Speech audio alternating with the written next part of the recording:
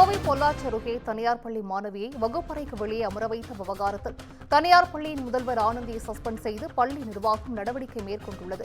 கூடுதல் விவரங்களை செய்தியாளர் ஞானசேகரன் வழங்கிட கேட்கலாம். ஞானசேகரன், வணக்கம். தனியார் பள்ளி முதல்வர் ஆனந்தி தற்பொழுது சஸ்பெண்ட் செய்யப்பட்டிருக்கிறார். இது குறித்தான முழு விவரங்கள் ஞானசேகரன்.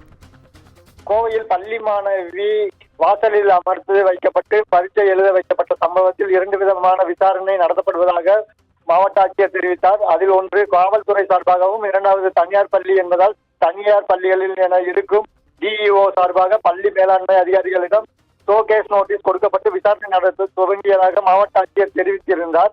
இந்நிலையில் உதவி காவல் கண்காணிப்பாளர் கிறிஸ்டி சிங் அங்கு சென்று விசாரணை நடத்தினார்.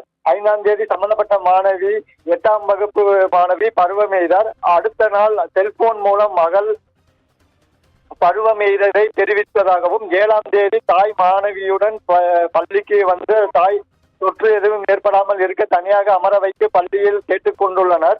அன்றைய இரவு மாணவி காலில் வலி இருப்பதாக தெரிவித்துள்ளார். அதற்கு கீழ் அமர வைத்ததனால் வலி ஏற்பட்டதாக மாணவி தெரிவித்துள்ளார்.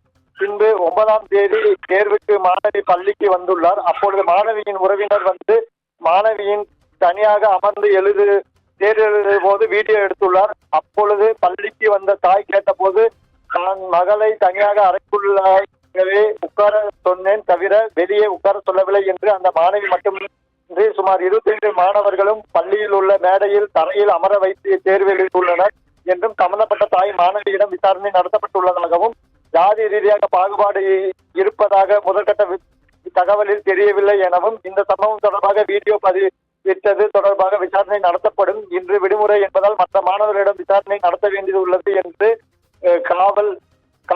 உதவி காவல் கண்காணிப்பாளர் சத்யா சிங் தெரிவித்தார்.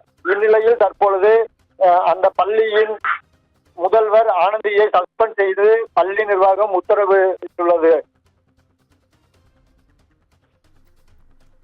விவரங்களை வழங்கியமைக்கு நன்றி ஞானசேகரன்.